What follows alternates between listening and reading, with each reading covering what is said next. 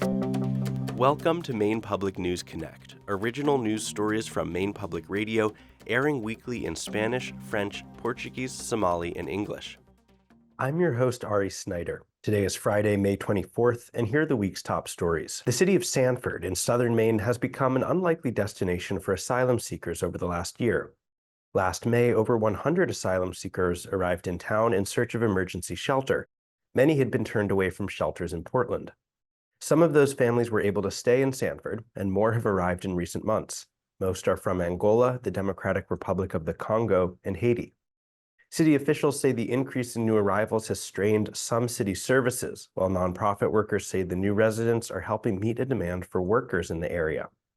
Many of the asylum seeker families who have arrived last year say they are grateful for the support they've received in Sanford and view it as a safe, quiet place to live. The latest study from the group Feeding America shows 185,000 Mainers are now food insecure.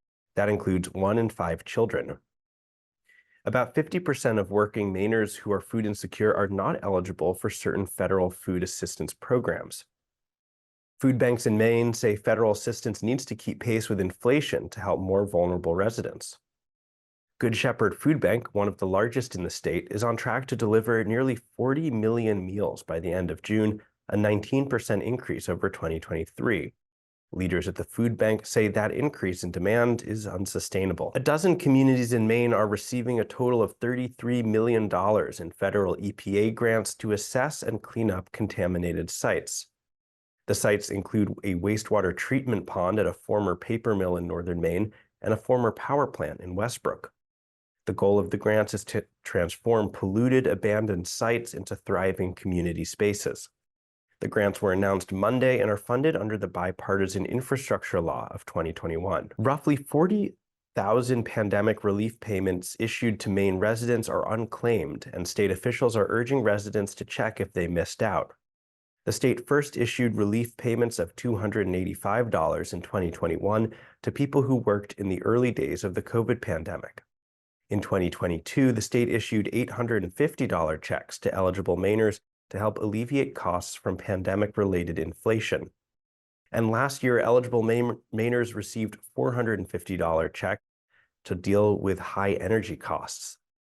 Mainers can check to see whether they have an unclaimed check by visiting maineunclaimedproperty.gov or by calling 207-624-7470. This has been Maine Public News Connect. We'll see you next time. Thank you to our excellent community partners for supporting and contributing to this program. Maine Public News Connect has been made possible by individual supporters and foundations from across Maine, as well as cPort Credit Union, Hannaford Supermarkets, IDEXX, MaineHousing, Coastal Enterprises, CoverMe, the Sam L. Cohen Foundation, Koo and Patricia Yuen, Maine Health Access Foundation, and the Maine Department of Health and Human Services.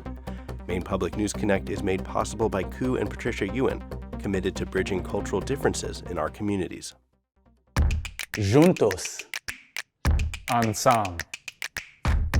Warajir. Junto. cPort Credit Union. Together. Hannaford Supermarkets, celebrating the diversity of its employees, customers, and communities, and committed to fostering a welcoming environment.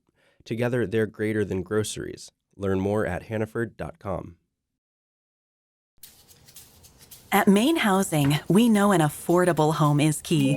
Our first home loan program offers Mainers low interest rates and down payment assistance on multi-unit properties. Learn more at MaineHousing.org. If you've lost your health insurance or had a major life event, you can find a plan that fits and financial help to pay for it at coverme.gov. Things are changing with MaineCare. Stay connected to stay covered.